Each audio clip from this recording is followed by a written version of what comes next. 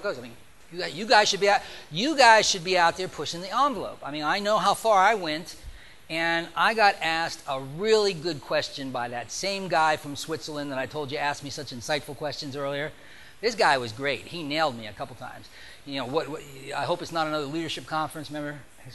He asked me a question. He said, you know, I've watched all your videos, and I notice that most of the time you do the same routine over and over again. He goes, why don't you do any other different routines? Why haven't you done and added new stuff to it? And I was honest with him. I told him, I said, you caught me. I said, you know, for years, I was experimenting and doing it and doing this and doing that, and I finally found a formula everybody loved, worked 99 out of 100 times. Nobody was unhappy. I was making tons of money. I was doing great things, you know, having a good time, and I didn't want to screw it up. And I knew. I said, you're right. There were times when I said to myself, you have an opportunity. If you're getting booked 80 times a year, you could be pushing the envelope. You could be trying this. How far could you get this to go before you reach the limit? You know, I knew there was something beyond what I was doing. Waving the $2,000 in front of people is pushing it. I knew that there was something beyond that.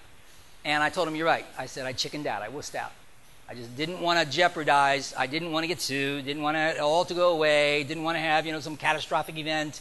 I said, but you're right. I'm hoping you guys push the envelope. And I expect you to do so.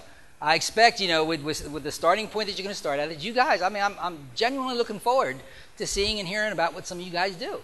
I want to see, because there is a level beyond this. I know there is. I knew there was. And I had this little debate with myself on more than one occasion. You know, you really should be. How long could they keep their arm in there? How cold could you make that? You know, how much money could you go up to before they jump out of the chair? Just what's the limits of this? You know, is there no limit? Is there just, and how could I push it? And I asked myself that question. And I have to be honest. At some point it was, don't rock the boat. You know, it took you long enough to get here. Maybe later in your years, when you want to have some fun, you can try it, but don't screw around with it now. And he's right. It's just, you have, Mr. Eslick, had a question. I apologize.